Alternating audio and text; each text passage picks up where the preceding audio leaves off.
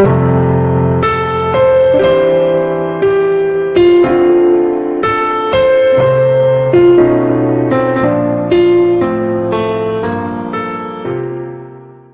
말씀은 창세기 39장 21절로 23절까지입니다. 창세기 39장 21절로 23절 우리 한 목소리로 뜻을 생각하면서 합독하도록 하겠습니다. 21절 합독합니다. 시작. 여호와께서 요셉과 함께 하시고 그에게 인자를 더하사 간수장에게 은혜를 받게 하시매 간수장이 옥중 죄수를 다 요셉의 손에 맡김으로 그 재반 사물을 요셉이 처리하고 간수장은 그의 손에 맡긴 것을 무엇이든지 살펴보지 아니하였으니 이는 여호와께서 요셉과 함께 하심이라. 여호와께서 그를 범사에 형통하게 하셨더라. 아멘. 오늘 제목에 당신의 신앙은 성장하고 있습니까? 라는 주제를 한번 제목을 붙여봤습니다. 성숙한 신앙인이 있고 미성숙한 신앙인이 있습니다.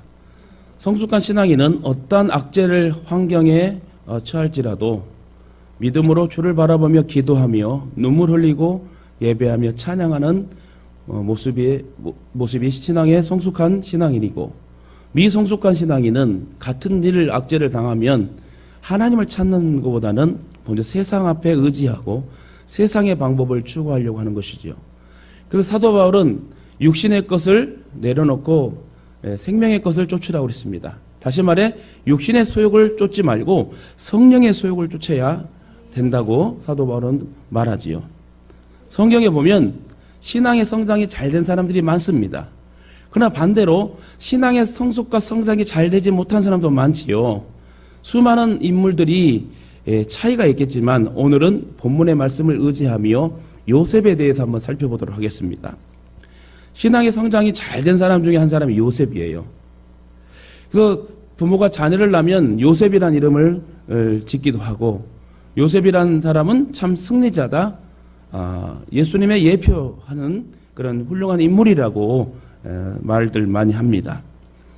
요셉을 보면 저것이 참 믿음이구나, 저렇게 신앙해야 되는구나, 저렇게 신앙이 성장해야 되구나 라는 마음을 갖게 되는 것이죠. 요셉을 잠깐 살펴보면 참 곱게 자란 사람입니다. 아버지의 사랑을 독차지했죠. 12명의 아들 중에 요셉이 큰 아버지의 사랑을 차지하게 되고, 어려서부터 구김없이 자랍니다. 그러니까 형들로부터 상당한 시기와 질투 속에서 왕따를 당하는 그런 모습으로 성경은 설명하고 있습니다. 결국 요셉은 형들로부터 미움을 받아 애굽의 미디안 상인에 팔려가게 되지요. 어느 날 갑자기 상상치 못한 절망의 구렁텅이로 빠지게 됩니다. 그 사랑하는 형들이 나를 구렁텅이에 빠지게 하여 상인에게 팔려가게 하고, 그 아버지의 사랑을 독차지한 그 환경 속에서 사랑을 못 받고 나아가는, 완전히 위에서 밑으로 전락하는 그런 모습으로 이제 청천벽력 같은 그런 인생의 시작이 되게 되지요.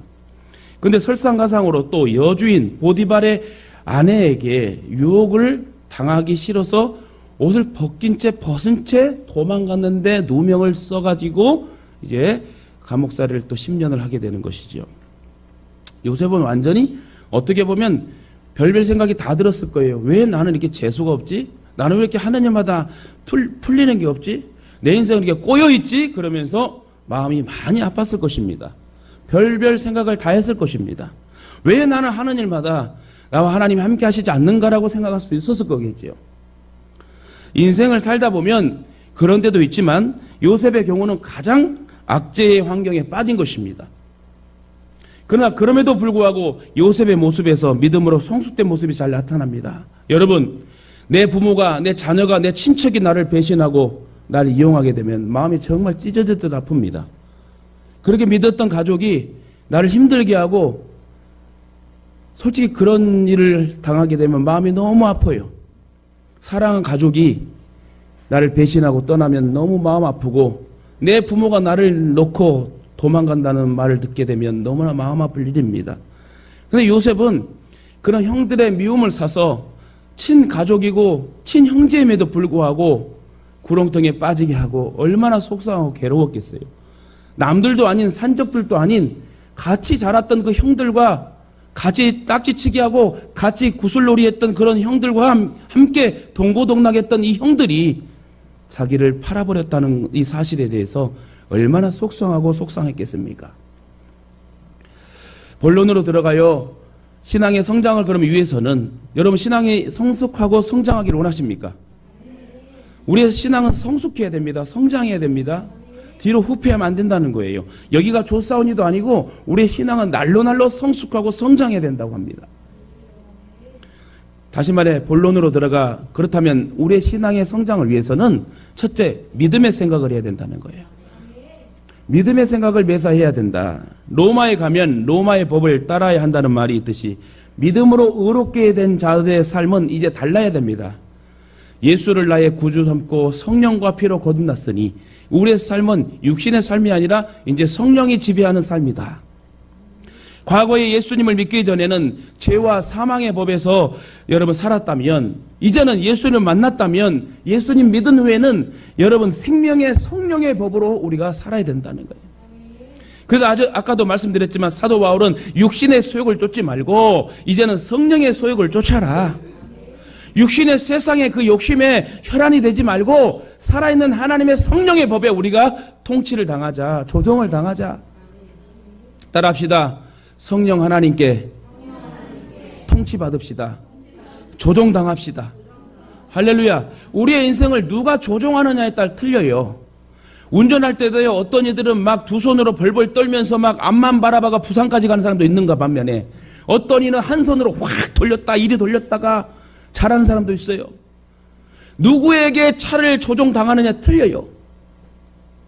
저는 차를 여러분 예전에 좀 조금 스피드 있게 몰았는데 지금 청년들도 그러고 우리 목사님이 운전할 때 제일 안전하게 잘 간다고 그래요. 사실이에요. 믿어주세요. 어쨌든 누가 운전하느냐에 따라서 여러분 핸들링이 되고 또 여러분 또 운전을 또 편하게 하고 잘 도착하는 이런 것들 있는 것처럼 우리가 하나님 앞에 조종당하고 성령 하나님 앞에 잘 조종당한다면 우리의 인생은 천국으로 가게 될 줄 믿습니다.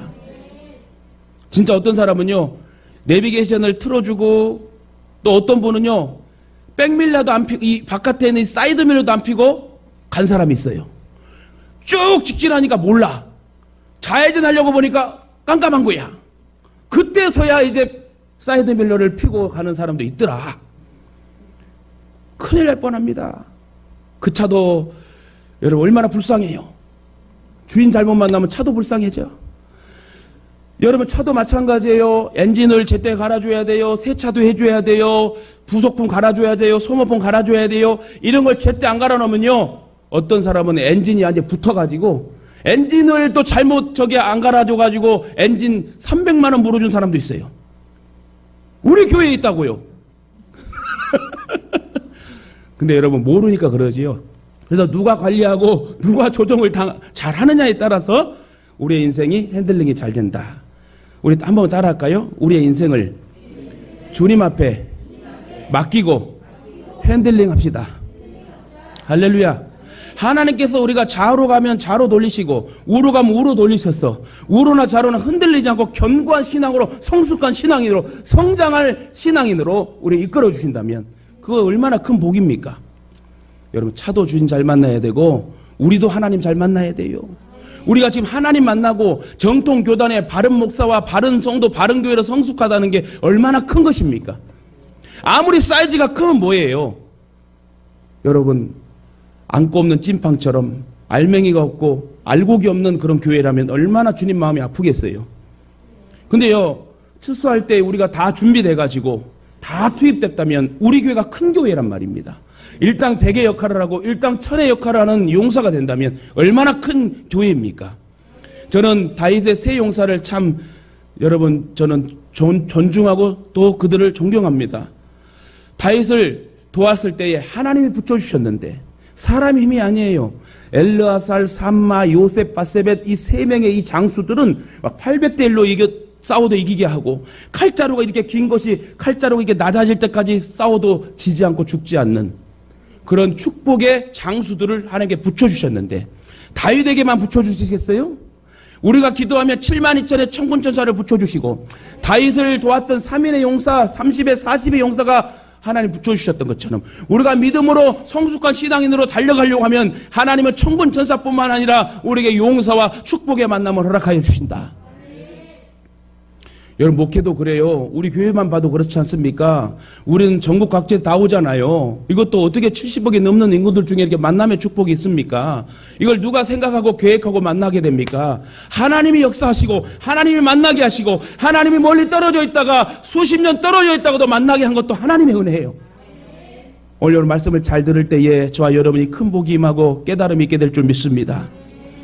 생명의 성령의 법으로 사는 것은 한마디로 성령에 의한 삶으로, 성령에 의한 삶은 크게 또 두 가지로 요약할 수 있는데, 하나는 우리의 생각이 성령의 통제를 받는 거예요. 따라합시다. 성령 하나님의 통제를 받읍시다. 할렐루야. 그리고 또 다른 하나는 그 성령의 통제를 받은 그 생각을 가지고 믿음으로 살아야 된다. 다시 말해 성령의 통제를 받고 믿음으로 살자예요. 우리가 어떤 생각을 받아들이고 어떤 생각에 반응하는가에 따라 우리의 신앙의 질이 결정됩니다. 저는 여러분이 고상한 지식, 고상한 그리스도인이 되기로 해요. 왜 그러냐? 우리가 믿는, 우리를 위해 십자가의 물값을 쏟으신 예수가 고상한 예수요. 여러분, 가장 퀄리티 있는 우리 주 예수라면, 그 예수가 고등적이면 우리도 고등한 하나님의 자녀예요. 왜 하등하게 삽니까? 퀄리티 있게, 가오 있게 삽시다. 믿음의 가오를 세워 하나님의 영광을 드러낼 수 있는 자녀가 되어야 되지 않겠습니까? 특히 믿음의 생각을 하는 사람은 이 땅에서 잘 살고 잘 되는 것으로 복의 여부를 판단하지 않아요. 그것은 기복주의 신앙을 말해요. 내가 이렇게 했더만 하나님 복 주실 것이다. 잘못 생각하고 판단하는 부분. 그럼 이렇게 했는데 안 될 때 어떻게 해? 실망하고 여러분 좌절하게 되죠. 이것이 기복주의 신앙이란 것입니다. 하나님이 나를 사랑하시기에 나를 어느 곳에 어떤 환경에 두시든지 나를 나보다 더 사랑하는 그분이 하나님이 주신 환경이기 때문에 항상 감사하며 자족하며 살아야 된다. 갈라디아 2장 20절에 보면 내가 그리스도와 함께 십자가에 못 박혀 죽었나니 그런즉 이제는 내가 사는 것이 아니요 오직 내 안에 그리스도께서 사는 것이라. 이제 내가 육체 가운데 이 땅을 살아가면서 이 사는 이유는 나를 사랑하사 나를 위하여 자기 자신을 버리신 하나님의 아들을 믿는 믿음 안에 사는 것이다. 다시 말해 이 말은 예수 그리스도로 말미암아 산대요. 예수 그리스도 때문에 산대요. 여러분 첫째가 무엇입니까? 예수여야 돼요. 죽어도 예수, 살아도 예수. 할렐루야. 입에서 나올 때마다 아멘 예수, 예수, 예수, 예수. 그럴 때 예수 그리스도의 이름의 능력이 나와 내 삶 가운데 역사가 일어나게 될 줄 믿습니다. 여러분, 금요일 날도 설교했듯이 바울은 설득력 있는 사람이라고 그랬어요. 저나 여러분이 설득력 있는 사람이 돼야 돼요. 그 설득력을 주시는 것은 하나님이 주시는 거예요. 저도 여러분 강대상에 서서 하나님 말씀을 선포할 때 여러분 막 유창하게 나오잖아요. 내 능력이 아니에요. 내게 능력 주신 하나님의 능력이에요. 그런데 여러분 사담을 하고 농담을 할 때는 막 버벅대고 말을 더듬게 되고 말 되게 못한 사람이 저예요. 근데 이상하게 하나님 말씀을 선포하고 상담할 때는 하나님이 다다다다 하고 설득력 있게 하고. 어제는 어떤 분이 상담이 왔어요. 그러면서 그분이 이래야 합니다. 목사님은 특별한 은사가 있는 것 같아요. 남들이 안 되는 것을 되게 하시는 하나님의 은사를 주신 것 같아요. 자기들 일 아니라고 여기는 아멘도 안 하고 오늘 이쪽이 좋아졌어. 옛날 이쪽이 안 좋았는데. 어쨌든 여러분 설득력 있는 사람은 하나님의 능력 주셨기 때문에 하는 거예요. 여러분 하나님이 말할 때 말씀을 할 때 하나님 말씀하는 힘을 가지고 하나님 공급하시는 힘을 가지고 하나님이 말하게 하시는 능력을 가지고 하나님이 말하게 하시는 지혜를 가지고 말해야 돼요. 터진 입이라고 함부로 말하면 안 된다. 하나님 말씀하신 능력을 가지고 말할 때 권세가 있는 거예요. 할렐루야. 그럴 때 여러분 예수님의 제자들이 일어나 걸으라 했을 때 걷게 되는 거고 병든 자가 일어나 걷게 되고 바울의 손수건을 만진 자마다 능력을 여러분 체험하게 됩니다. 창세기 39장 4절에 보면 오늘 본문을 다 읽지 않았지만은 창세기 39장을 봅시다. 39장 4절을 보면 주인이 요셉에게 집안의 모든 일을 다 맡겼다고 했습니다. 누가? 미디안 상인에게 팔려가지고 얼마 있다가 바로 보디발이란 그 장군의 집에 팔리게 됩니다. 근데 팔려난 후에 그 보디발이 얼마 있다가 요셉이 얼마나 잘하는가 모든 가정의 재반사를 다 맡겨버립니다. 또 39장 21절에 보니까 누명을 쓰고 감옥에 갔는데도 그곳에서도 간수장이 옥중의 모든 일을 요셉에게 맡겼다. 오늘 본 말씀, 감옥에 갔는데 간수, 죄인들을 여러분 감독하는 그 간수장이 너무 요셉이 일을 잘하니까 다 맡겨버렸어. 이 말은요, 요셉이 비판만 하고 비관만 하고 신세 타령만 했다는 게 아니에요. 요셉은 그 적재적소의 환경에 어느 곳에 처하든지 하나님이 함께 하신다는 믿음을 가지고 그런 주어진 환경에서 최선의 삶을 살았다는 거예요. 여러분 직장에서나 가정에서나 어느 곳에 있든지 주님의 이름을 빛내기 위한다면, 성장하고 성숙한 신앙으로 살기로 한다면 여러분 최선의 삶을 사십시오. 부지런하여 게으르지 말고 열심을 품고 주를 섬기라고 그랬어요. 모든 일에 최선을 다하고 이따가요 저따가요 말하지 말고 바로 즉시 해야 돼. 모든 일은. 그래야 여러분 미뤄지지가 않습니다. 특별히 주님의 일은 바로바로 해야 돼. 바로바로. 다시 말하면 여기에서도 하나님의 어떤 섭리와 이유가 들어갔을 것이라고 생각하는 믿음이 있었다는 거예요.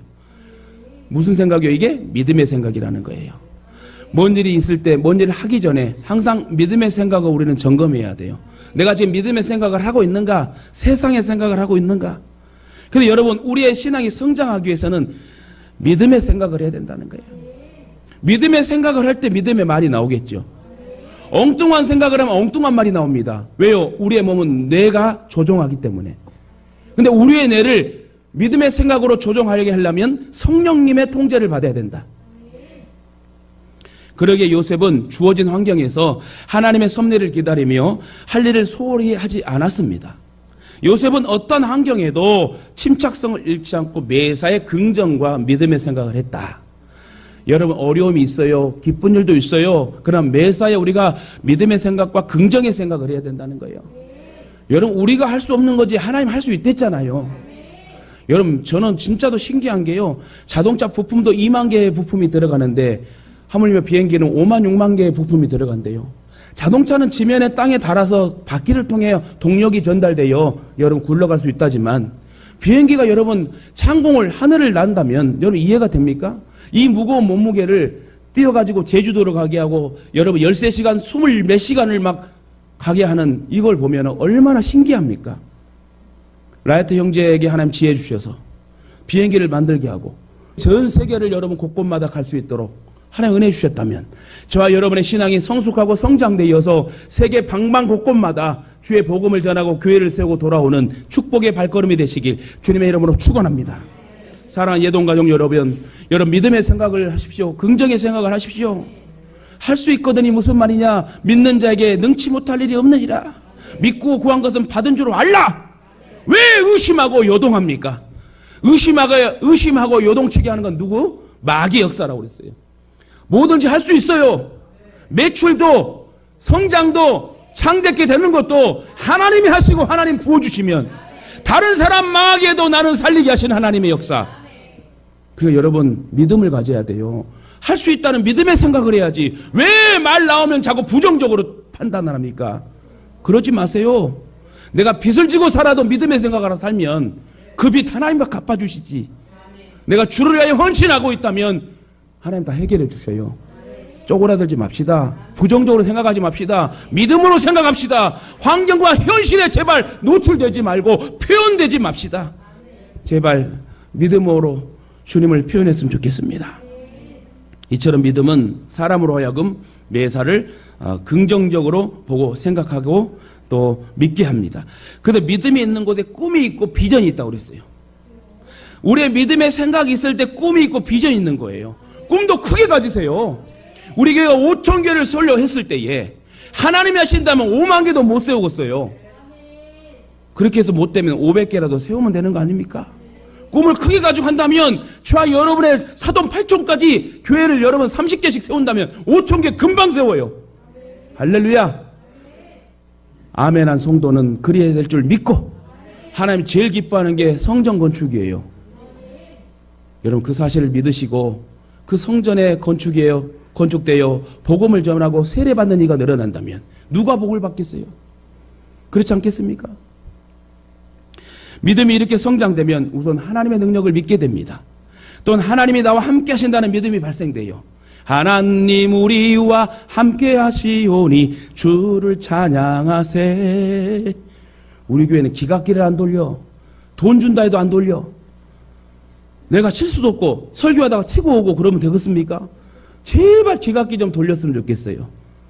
왜 갑자기 이러면 제가 이 찬양을 좋아해요. 하나님 하나님 차 두구두구두구두구 차 얼마나 멋있어. 드럼을 그렇게 하라고 만들어줬는데 이런 사용법도 모르고 안 치니 얼마나 속상하고, 내가 이렇게 속상한데 주님 얼마나 속상하겠어.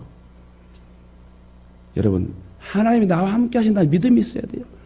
그래서 여러분, 오늘 말씀 끝나고 나서요, 주중에 하나님 우리와 함께 하시오니 그러므로 주를 찬양하세. 할렐루야. 그런 믿음으로 여러분 나아갑시다. 우리가 믿음으로 표현하고 찬송하면 악한 마귀가 틈타지 못해요. 내가 믿음으로 찬송하지 못하고 믿음으로 생각하지 못하니까 자꾸 악한 영이 나를 해방하고 나를 꼬아가는 거예요. 그래서 싸움이 일어나고 지지고 볶고하는 것입니다. 우리는 하나님을 믿기 때문에 내일의 일도 우리의 인생의 문제도 다 맡기게 되는 신뢰가 따르게 되는 거예요. 이와 같이 우리는 이 긍정의 믿음, 긍정의 생각을 가져야 된다. 이러한 긍정의 믿음은 신앙이 성장할 수밖에 없습니다.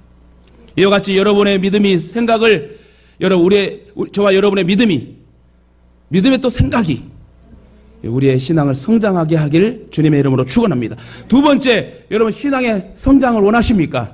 그렇다면 신앙의 성장을 위해서는 믿음의 말을 해야 된다는 거예요. 항상 제가 입버릇처럼 말씀드리죠. 한번 이 시간에 이 타이밍에 한번 따라합시다. 오른손을 드시기 바랍니다. 머리에 믿음의 생각을 하시고 믿음의 말을 하시고 믿음으로 행동합시다. 할렐루야. 너무 쉽죠? 이렇게 설교를 쉽게 하는 설교는 하나님이 주신 설교다. 이렇게 믿음의 생각과 믿음의 말과 믿음의 행동, 이렇게 살면 천국 가는데 지장 없어요. 복 받는데 지장 없어요. 쓰임 받는데 지장 없어요. 그래서 두 번째는, 첫 번째 믿음의 생각을 했으면 믿음의 말을 하자. 요셉은 동료들과 함께 감옥 생활을 10년 합니다. 종살이 감옥살이 13년을 했다고 그랬어요. 보디발의 아내 때문에 종살이를 했고, 보디발 때문에 또 10년을 보디발의 아내 누명 때문에 감옥 생활을 합니다. 근데 하루는 감옥에서 같이 생활하는 동료 하나가 얼굴을 보니까 수심이 가득해요. 그래서 요셉이 다가갑니다. 다가서 물어봅니다. 너는 왜 이렇게 수심이 가득하냐? 걱정이 있느냐? 무슨 일이 있느냐? 물어보니까 이 동료가 이래 얘기합니다. 간밤에 꿈을 꿨는데 이상한 꿈이다. 불안해서 못 살겠다. 그래서 걱정이 된다.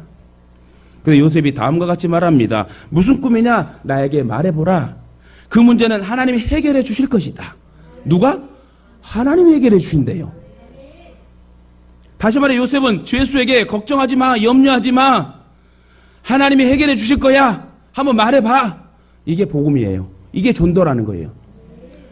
때를 얻든지 못 얻든지 만민에게 복음을 전파하래요. 근데 우리는 왜 가만히 앉아있죠? 유튜브도 5분 편집, 40분 설교 다 시간을 공들여서 다 봉사했던 부분을 우리 교회는 하고 있는 줄 알아요. 혹시나 까먹은 사람이 있을까봐, 잊어먹은 사람이 있을까봐 5분 편집이든 뭐든 여러분 지인들에게 링크를 복사해서, 못하면 손자에게, 못하면 아들에게, 못하면 딸에게 부탁해서 보낸다면 그것이 복음전도예요. 이제는 빵전도도 못하잖아요. 나가도 노방전도도 하기 힘들어요. 그럼 뭘로 해야 되는 거예요? 미디어로 해야 된다는 거예요. 여러분 우리 유튜브가 4, 5년 전부터 했잖아요. 그러면 이 만들어진 이 작품들을, 귀한 설교의 하나님의 작품들을 여러분 전파하는 거는 저와 여러분의 몫이라는 거예요. 솔직히 유튜브 때문에 여러분 옛날에 제자들도 만나게 되고 이런 역사가 크게 일어나지 않습니까? 이것도 하나님이 사용하라고 유튜브 만든 거지. 우리가 영리 목적이 아니잖아요. 복음, 사역, 영혼 사랑하는 마음을 전파하기 위해서 유튜브를 만든 건데, 여러분 제발 전도합시다. 그렇게 유튜브를 지인에게 못 보내는 것은요, 자기가 그렇게 구원받은 자답게 살지 못해서 그래요. 주차 때문에 싸우고요, 부부 문제 때문에 싸우고요, 이웃에게 영향을 끼치지 못했기 때문에 여러분 유튜브를 보내지 못하는 거예요. 저는 그렇게 생각해요. 근데 여러분이 또 하나 못하는 건, 내가 손가락에 쥐가 났을 때 그때는 못하는 거겠죠. 그러나 여러분 그런 사람 하나도 없을 거를 믿고 만들어진 하나님의 귀한 설교 작품을 누군가 들어서 복음을 접해 구원의 복을 얻을 수 있도록 여러분 복음 사역을 잘했으면 좋겠습니다. 요셉이 뭐라고요? 그 수심이 가득한 동료에게 친절하게 다가갑니다. 하나님이 함께 하실 것이다. 너의 꿈의 해석을 나에게 지혜를 주셔서 하나님이 너를 해결해 주실 거야. 너의 마음을 풀어줄 거야. 이게 여러분 복음 전도라니까요. 먼저 다가가야 돼요. 주라고 그랬잖아요. 주라. 그리하면 후이 흔들어 넘치도록 내가 또 안겨주리라. 부어주리라. 자꾸 줘야 돼요. 주면 생겨나는 거거든요. 감추려고 하지 마세요. 썩어버려요. 자꾸 줘야 돼요. 여러분, 이처럼 우리는 살아가면서 말을 많이 하며 살아갑니다. 성숙된 신앙은 그 말의 중심이 언제나 하나님 앞에 초점을 맞추게 됩니다. 그래서 다음과 같이 믿음의 말을 하게 되죠. 무슨 일이 있어, 좋은 일이 있을 때도 하나님께 영광 돌립니다. 하나님의 은혜입니다. 하나님이 도와주셔서 이렇게 성장했습니다. 하나님의 섭리입니다. 하나님의 크신 계획입니다. 하나님의 사랑 때문에 제가 이렇게 성장했습니다. 이전보다 나이가 나된 것은 하나님의 은혜입니다. 하나님께로만 영광 돌립니다. 이런 여러분 표현을 할 때 하나님이 받으시는 거예요. 이것이 하나님이 초점이 되는 생활이다. 이것이 믿음이 성숙한 신앙이에요. 이렇게 되지 않으면 그 하나님의 자리에 내가 올라가고 자랑하기 쉽습니다. 그래서 사람들이 신앙생활을 하면서도 나를 강조하고 나를 자랑할 때가 있어요. 그러므로 조심히 말해야 됩니다. 처음엔 주여 주여 하지만 나요 나요 하는 사람이 많아진다는 거예요. 근데 여러분 이왕이면 차라리 나요 나요 했다가 주여 주여로 끝나는 인생이 천국 가는 인생이지, 주여 주여 했다가 나요 나요 교만하면 지옥 가요. 할렐루야. 따라합시다. 주여 주여 합시다. 절대로 반드시 꼭 나요 나요를 하지 맙시다. 우리 성도는 참 착하고 순진해요. 다 따라해. 따라해야죠. 좋은 말이니까. 여러분, 우리의 입술의 선포가 내 귀에 들렸을 때 인지가 되는 거예요. 그러니까 아멘을 하는 거고, 여러분 주여 주여 하면서 우리의 인생이 천국으로 가야 되죠. 그러므로 여러분 조심히 말해야 됩니다. 잘 말해야 돼요. 예를 들어 교회와 직분을 우습게 보고 하는 말들이 있어요. 교회다운 교회가 없다.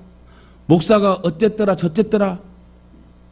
이런 말들은 하나님 앞에서 합당치 않는 말입니다. 특별히 자녀들 앞에서 교회가 어쨌더라, 목회가 어쨌더라, 이런 말 절대 하면 안 돼요.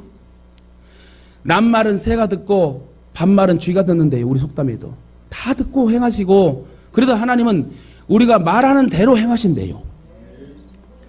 그래서 우리는 그 누구도 판단하는 말을 하면 안 돼요. 우리가 개척해서 뭘 행했죠?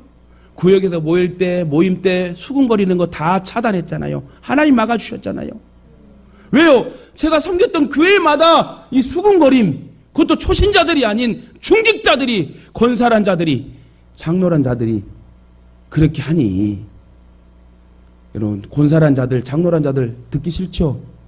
저도 우리 성도들에게는 또 우리 장로님이라고 말하고 싶고 권사님이라고 말하고 싶어요. 왜요? 우리 권사님들, 장로님들, 우리 중직자들은 잘하고 있으니까. 근데 여러분 이 한국교회에서도 문제가 뭡니까? 자꾸 수근거리고 비판하고 판단하고, 모이면 여러분 저는 저번 주에요 결혼식 갔고요, 이번 주 금요일에 장례식을 갔어요. 참 묘합디다. 항상 결혼식만 해서 얼마나 좋겠습니까? 여러분 우리의 인생에 정말 들의 풀과 같아요. 오직 하나님이 판단하시고 판결의 말씀을 하실 수 있는 심판자이십니다. 또한 하나님을 대적하는 말을 하는 경우가 종종 있는데, 대표적인 인물이 민수기 16장에 나와요. 고라 자손이 나오고 다단, 아비람 이런 사람들이 장로 250명을 모이게 하여서 모세를 대적했습니다. 그들은 왜 모세만 지도자냐, 우리 평신도도 지도자로 함께 일을 해야지 왜 우리를 무시하냐 하면서 모세만 자기 마음대로 해서는 안 된다, 여러분 이런 논리를 가지고 대적합니다. 이들은 다수결의 원칙을 가지고 왔어요. 다수의 의견이 중요하다고 생각했습니다. 그러나 하나님께서는 모세를 대적한 것이 바로 나를 대적한 것이라고 하시면서 그들을 진노했습니다. 그러므로 우리는 듣는 자들에게 은혜를 끼치는 믿음의 말을 해야 된다는 거예요. 믿음의 생각을 했으면 믿음의 말, 살리는 말, 축복의 말, 긍정의 말을 해야 되는 거죠. 에베소 4장 29절에 보니 무릇 더러운 말은 너희 입 밖에서 내지 말고, 뭐라고요? 무릇 더러운 말은 너희 입 밖에서 내지도 말고 오직 덕을 세우는 데 소용되는 대로 선한 말을 하여 듣는 자들에게 은혜를 끼치게 하라. 누구의 말씀이? 하나님 말씀이에요. 남편에게, 아내에게, 부모에게, 자녀에게, 이웃에게, 직장 동료에게 무릇 더러운 이 말들을 너희 입 밖에 내지 말고 오직 덕을 세우는데 소용되는 대로 너희 선한 말을 하여 듣는 자들에게 은혜를 끼치게 하라. 하나님의 성령을 근심하게 하지 말라. 왜 근심하지요? 무릇 우리 입술에 더러운 말을 하기 때문에 성령이 근심한대요. 왜? 전도길이 막히니까. 그래서 또한 민수기 14장에도 보면은 36절에 곧 그 땅에 대하여 악평한 자들은 여호와 앞에서 재앙으로 죽었고 그 땅을 탐지하러 갔던 사람들 중에 오직 눈의 아들 여호수아와 여분네의 아들 갈렙은 생존했더라. 다시 말해 부정의 말, 더러운 말 한 사람 다 죽었대요. 근데 긍정의 믿음의 말을 한 사람은 살았대요. 이처럼 말은 엄청난 위력이 있습니다. 말을 통하여 사람을 죽이기도 하고 살리기도 합니다. 말 잘하는 사람이 돼야 돼요. 이왕이면 믿음의 말을 하는 사람이 돼야 돼요. 그래서 여러분, 저는 저와 여러분이 상담할 때나 대화할 때 좀 중재도 잘하고 좀 축복의 말과 믿음의 막 생각과 말이 막 있어서 좋아지길 원해요. 솔직히 저와 상담하고 하는 분들은요, 올 때는 우거지상인데 갈 때는 할렐루야상으로 바뀌어요. 왜요? 하나님이 함께 하시니까. 그래서 여러분, 사도 바울이 설득력이 있었다. 저와 여러분도 설득력 있는 믿음의 말을 해야 된다는 거예요. 그래서 말을 통하여 사람을 죽이기도 하고 살리기도 하는데 한 사람을 가지고 10사람이요. 당신 정신병자야, 정신병자야. 그러면 진짜 정신병자가 돼버린대요. 그 말이 참 무서운 거지요. 그러기에 하나님은 악을 악으로, 욕을 욕으로 갚지 말고 도리어 복을 빌라고 말합니다. 또한 혀를 금하여 악한 말을 그치며 그 입술로 거짓을 말하지 말고 악에서 떠나 선을 행하고 화평을 구하며 그것을 따르라 말씀하셨습니다. 그러므로 우리는 우리의 입술로서 믿음의 말과 복된 말을 해야 된다는 거예요. 이와 같이 언어는 상당한 역할을 합니다. 그리고 맡은 그 사람에게, 그리고 여러분, 우리가 하는 말은 그 사람에게 상당한 영향력을 또 끼친다고 얘기해요. 이처럼 말 한마디는 그 사람에게 그대로 영향을 미칠 수 있습니다. 여러분, 유치원에서도요, 학교에서도요, 말을 잘하고 선생님들 칭찬받는 아이들, 그러니까 아무리 못된 애들도 칭찬하고 칭찬하면 그 칭찬을 통하여 나중에 자기의 장점을 발견해서 변화가 된대요. 그래서 여러분, 많은 칭찬을 하고 믿음의 말을 해줘야 돼요. 너는 잘 될 거야. 특별히 우리 중직자들 보면, 장로님부터 해서 보면은 우리 청년들에게 잘 될 거야. 또 축복 기도해주고, 이러니 얼마나 좋습니까? 만나서 기도해주고 가고, 잘 될 거야. 잘 될 거야. 이게 축복 아닙니까? 이렇게 축복의 말이 오가고 믿음의 말이 오갈 때 역사가 일어나는 것입니다.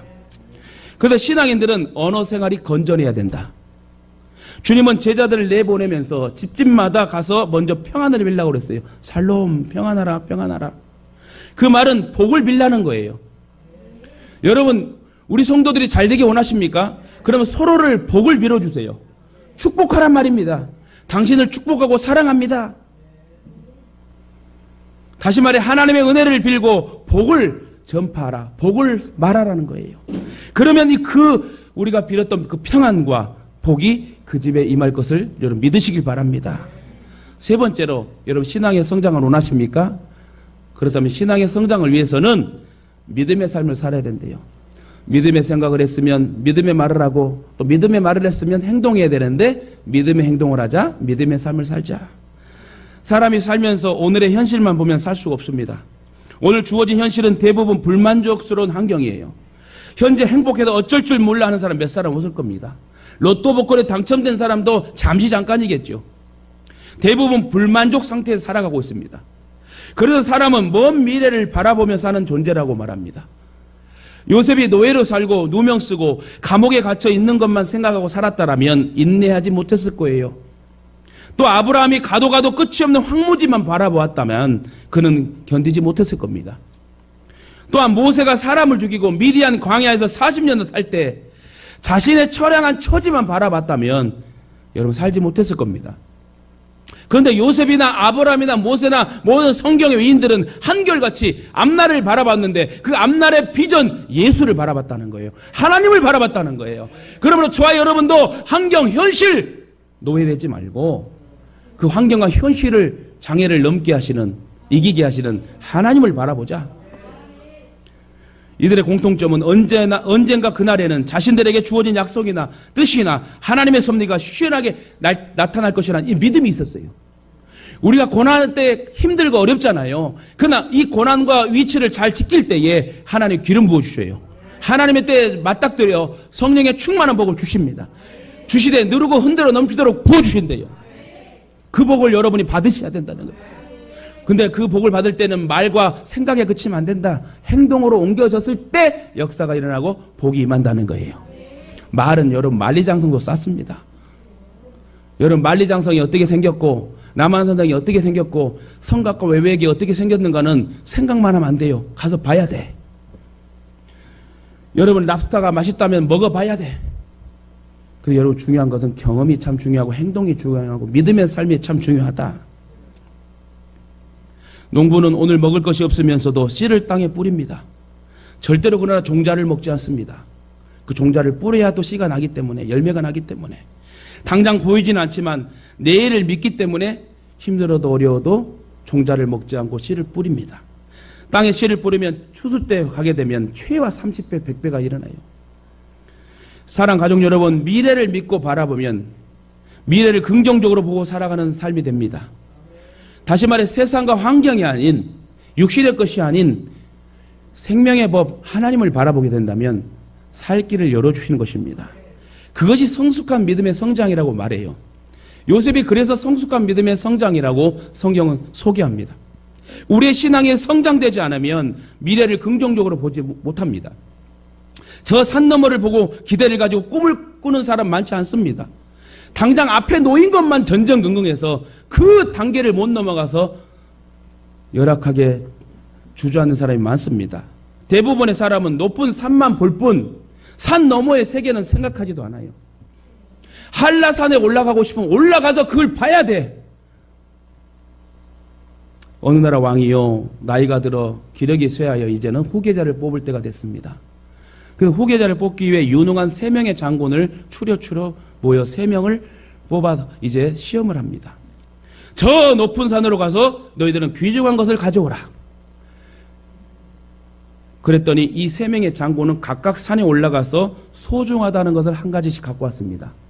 첫째 장군은 추운 산꼭대기에서 핀 한 꽃 한 송이를 가져옵니다. 왜요? 추운데 꽃 한 송이가 안 죽어 있길래 갖고 왔어요. 신기해서. 또 한 장군은 산꼭대기 양지 바른 곳에서 돋은 새싹 한 포기를 뽑아왔습니다. 근데 세 번째 장군은 빈손으로 돌아왔습니다. 그래서 그 왕이 물어봅니다. 너는 왜 그냥 빈손으로 왔느냐?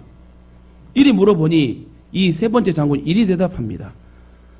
왕이시여, 산에 올라가 보니 저 산 너머에 넓은 들판이 있었습니다. 왕께서 빨리 기력을 회복하시어 우리 백성을 이끄시고 저 넓은 세계에서 우리를 살게 해주옵소서. 그 말을 들은 왕은 그 세 번째 장군을 후계자로 임명했대요. 그 장군은 다른 장군들이 보지 못하는 저 산 너머에 있는 넓은 세계를 본 거예요. 여러분 유럽 가봤어요? 저는 가봤어요. 가보시라고요. 비행기 타고 13시간 가봐요. 그러면 뭐가 있을까요? 여러분 이 산맥들이 엄청나게 많아요. 자랑이 아니에요. 여러분 보라는 거예요. 유럽을 TV에서만 보지 말고 성지순례를 TV에서만 보지 말고 내 몸과 마음의 믿음의 생각의 몸뚱아리가 가봐야지 된다는 거예요. 다시 말해 이 말은 현실에 제발 전전긍긍하지 말고 넓은 세계, 넓은 미래의 주관자이신 하나님을 바라보고 여러분 멋지게 쓰임받는 인생이 됐으면 좋겠어요. 이와 같이 넓은 세계를 볼 수 있는 눈을 가진 것이 복입니다. 그 넓은 세계를 볼 수 있는 것은 아무나 볼 수 있는 것이 아니에요. 저와 여러분같이 특별한 하나님의 자녀가 믿음의 생각을 하고 믿음의 말을 하고 믿음의 행동을 할 때 여러분 볼 수 있다는 것입니다. 이와 같이 신앙이 성장하게 되면 우선 이 세상을 긍정적으로 보는 안목의 눈이 띄게 됩니다. 요셉은 그 환경을 주저앉지 않고 저주하지 않고 원망하지 않고 긍정적으로 보며 살았습니다. 그래서 노예로 살던 집에서는 인정을 받아 가정 총무가 되고 감옥에서 10년 동안 살면서 인정을 받아 여러분 옥사장이 됩니다. 이 말은 요셉이 환경을 긍정적으로 보고 살았다는 말이에요. 그리고 언젠가 펼쳐질 미래를 바라보며 오늘을 열심히 최선을 다해 살았다. 이와 같이 신앙인은 믿음이 개선되면 이러한 영적인 안목의 눈이 뜨게 된다는 거예요. 여러분도 어떠한 환경에 직면해도 긍정의 삶을 사시길, 믿음의 삶을 사시길, 믿음의 행동을 하며 사시길 주님의 이름으로 축원합니다. 마지막으로 우리 신앙의 성장을 위해서는 믿음의 인내가 있어야 돼요.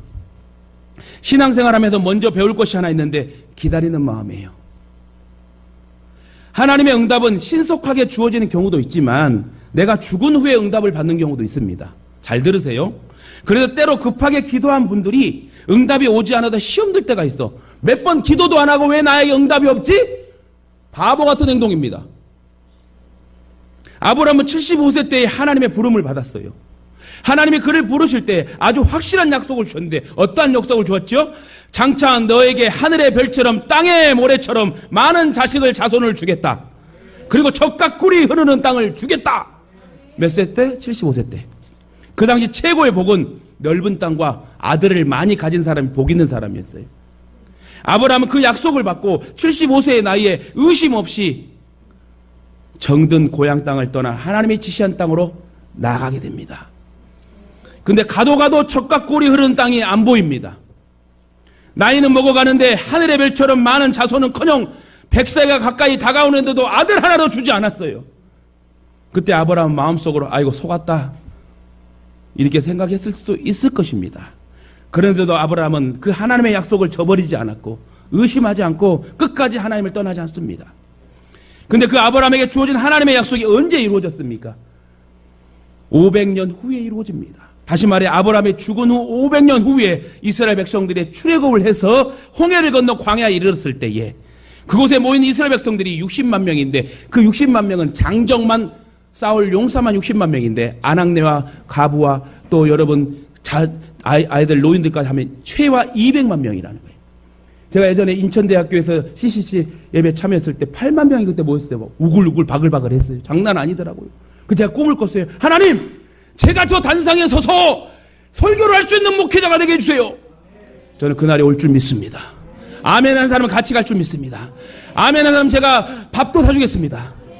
여러분 그 꿈을 크게 가져야 돼요. 여러분 8만 명도 그런데 200만 명이면 얼마나 많겠어요. 근데 그 응답이 언제? 그 약속이 언제 이루어졌다고요? 아브라함이 죽고 500년 후에 이루어졌대요. 아브라함은 그 약속이 이루어지는 것을 보지도 못하고 죽은 지 500년 후에나 이루어졌다는 이 사실. 그래서 우리는 적어도 하나님을 믿는 믿음의 길에서 너무 성급하게 믿지 말자. 성급하게 판단하지 말고 성급하게 미리 포기하지도 말자.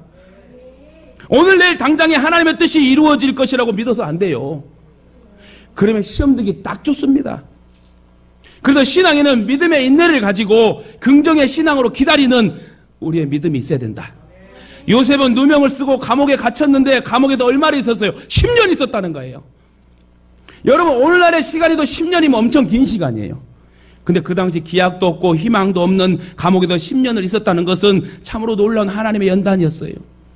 근데 요셉은 그 10년을 참고 조용히 믿음으로 기다립니다. 그다음 왜 그토록 기다렸을까요? 아브라함이나 요셉이 그 암흑의 시간에 끈기 있게 기다렸던 이유는 하나님의 약속이 있었기 때문에 하나님 반드시 어떠한 섭리로 나에게 다가오실 것이라는 믿음이 있었다는 거예요. 그래서 믿음의 인내로 기다려야 되겠다. 그러니까 하나님이 10년 후에 감옥에서 꺼내서 총리 자리로 올려놓지 않습니까? 그래서 성숙한 믿음은 긍정의 인내를 가지고 믿음의 인내를 가지고 기다린 사람이다. 그래서 성숙한 믿음은 여러분 성장한 믿음으로 더욱더 하나님의 영광을 드러내고 믿음의 삶, 복된 삶을 살게 되는 것입니다. 이와 같이 여러분도 힘들고 어렵지만 신앙의 기다림을 통하여서 다음 단계를 밟고 또 다음 단계를 밟아서 그 축복을 다 누리고 열매를 나눠줄 수 있는 하나님의 용사들 되시길 주님의 이름으로 축원합니다. 말씀을 맺겠습니다. 믿음은 하나님이 주신 선물입니다. 구원도 하나님이 주신 선물입니다. 내가 이 믿음을 가지고 살아간다는 것을 생각하면 참 감사한 일이에요. 여러분 믿음이 있으니까 오늘 예배당에 예배하고 아멘도 하는 거예요. 아울러 믿음은 하나님의 실력을 믿고 하나님의 전지전능하심을 믿고 나를 그분에게 맡기는 생활이 믿음이고 성숙한 성장의 신앙입니다. 또한 믿음은 하나님의 섭리를 믿고 그 섭리를 따라가는 삶, 그리고 믿음은 하나님이 나의 인도자 되심을 믿고 그 뜻에 순종하며 살아가는 삶. 그래야 할 때 나의 생각이 긍정의 생각으로 바뀌고 내 눈이 긍정의 눈으로 믿음의 눈으로 바뀌고 믿음의 생각으로 바뀌고 믿음의 행동으로 바뀌어서 성숙한 신앙인에 대해 인정받아 하나님께 쓰임받는 복된 인생이 되게 될 줄 믿습니다. 우리 모두가 이러한 믿음으로 성장해 나아가시기를 주님의 이름으로 축원합니다.